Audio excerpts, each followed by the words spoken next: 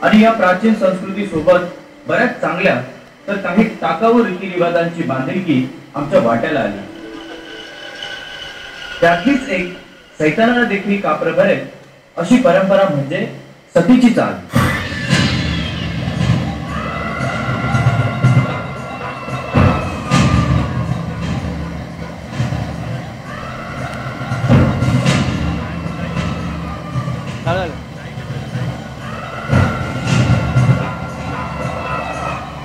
अशा प्रकारे स्त्रीच्या अस्तित्वालाच नकार देत तिचा पाशवी अंत करण्यात येत होता।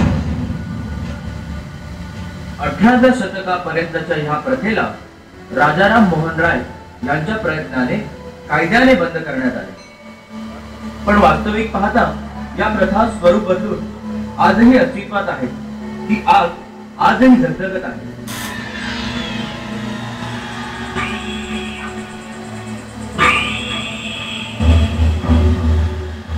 शेवटी या सर्वांना बळी पडते तीच जिला आपण लक्ष्मी म्हणतो।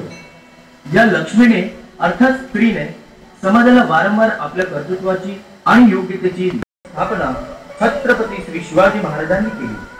हे स्वप्न साकार करून घेणाऱ्या राजमाता जिजाऊंना हा मानाचा मुद्रा।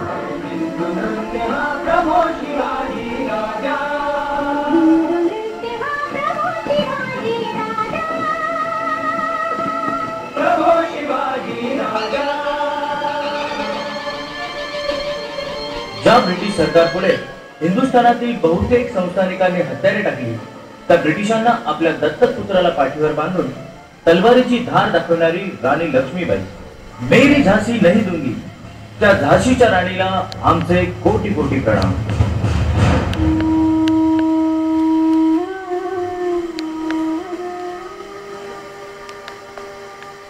चूल आणि मूल या जात्यात खितपत पडलेल्या स्त्रीला स्थान मिळवून देण्यासाठी माननीय स्वर्गीय सौ सावित्रीबाई फुले यांनी मुलींची पहिली शाळा सुरू केली। आम्ही भारतीय आपले सदैव ऋणी राहू।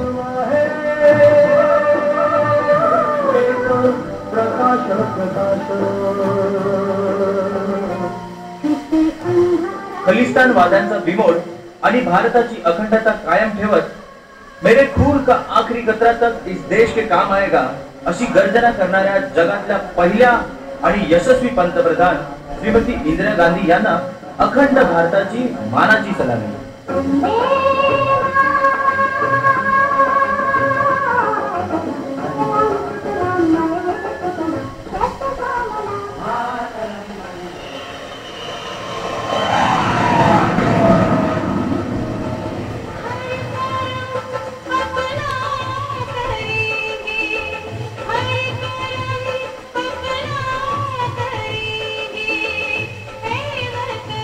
अंतरिक्षात झेप घेणारी पहिली भारतीय महिला कल्पना चावला परतीच्या प्रवासात अपघात होऊन अजरामर झाली।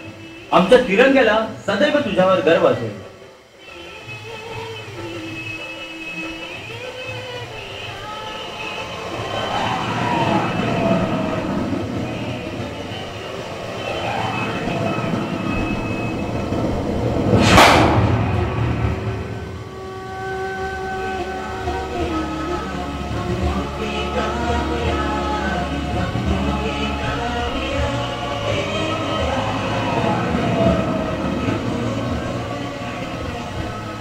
सुनीता विलियम्स या भारतीय वंशाच्या वीरांगनेने कल्पना चावलाचे अपूर्ण स्वप्न पूर्ण केले आणि सर्वात जास्त काळ अंतरिक्षात राहणारी जगातली पहिली महिला ठरली। यश आणि कीर्तीच्या शिखरावर तुझ्या उत्तुंग प्रगती पथावर आमच्या मनपूर्वक शुभकामना।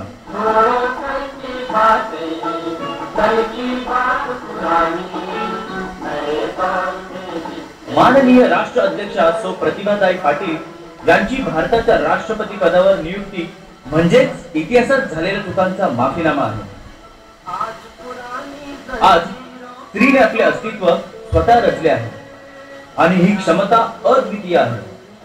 सर्व क्षेत्रात महिलांची यशस्वी धडक याचा पुरावा आहे। सरोजिनी नायडू, मदर तेरेसा, गान कोकिळा लताताई मंगेशकर, किरण बेदी, पीटी उषा अशा अनेक मातब्बर स्त्रियांच्या अस्तित्वावर आज या राष्ट्राला गर्व आहे।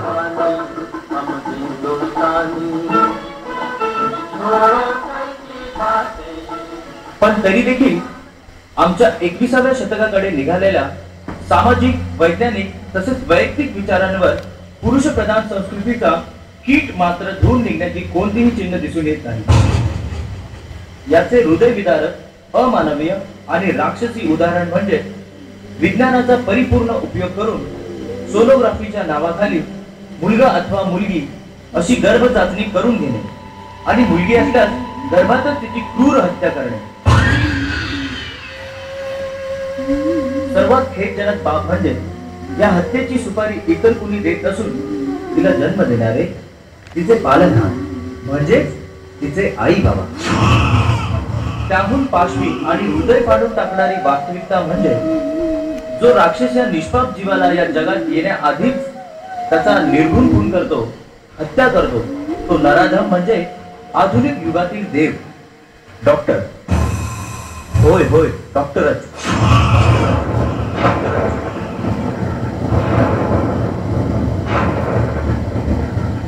यानंतरही काही दैवी चमत्कार होऊन वेळेचे मापदंड चुकलेच, या हल्ल्यातून पोर बचावलीच, तर जन्मानंतर तिची पहिली किंचाळी जगाला ऐकायला मिळते ती नगरपालिकेच्या कचऱ्याच्या पेटीत किंवा मंदिराच्या पायरीवर. पुढे जगलीच तर लावारीस आणि मेलीच तर आधीच व्यस्त असलेल्या पोलीस खात्याच्या डोक्याला मात्र ताप. खरंच का या ताई, माई, अक्का समाजासाठी इतक्या विघातक आहेत? वंश चालवणे किंवा हुंडा वाचवणे या क्षुल्लक बाबींकरिता एवढे अघोरी कृत्य, या कृत्याला ईश्वर तरी क्षमा करेल का? याचे दुष्परिणाम आता स्पष्टच दिसू लागले. निसर्गाचा स्त्री पुरुष हा समतोलच बिघडल्याचा दिसून येतोय. तर आजच्या परिस्थितीनुसार तुलना केल्यास 100 पुरुष तर 80 स्त्रिया असा स्पष्टच आलेख दिसून येतो. महाभारतात मातेच्या आज्ञेस्तव 5 पांडवांची 1 द्रौपदी होती. पण या कलियुगात होणाऱ्या भ्रूण हत्येमुळे काही पुरुष आणि 1 स्त्री असे संसार भविष्यात चालणार की काय याची तर भीती वाटू लागली आहे. अजूनही वेळ गेलेली नाही. तुम्हाला, आम्हाला, या संपूर्ण समाजाला आता जागृत व्हायलाच पाहिजे.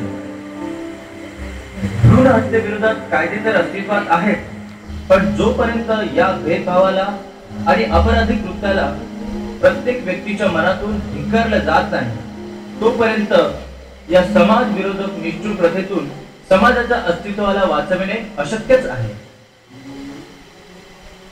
या गणपती गजाननाचे नामस्मरण करून विघातक प्रवृत्तीचे उच्चाटन करण्याची शपथ वाहूया. हे मंगलमूर्ती, हे गौरी नंदना, या वाईट प्रवृत्तीपासून मुक्त समाज घडवण्यासाठी सद्बुद्धी, शक्ती आणि तुझा आशीर्वाद. गणनायकाय गणदैवताय गणाध्यक्षाय धीमहि गुणशरीराय गुणमंडिताय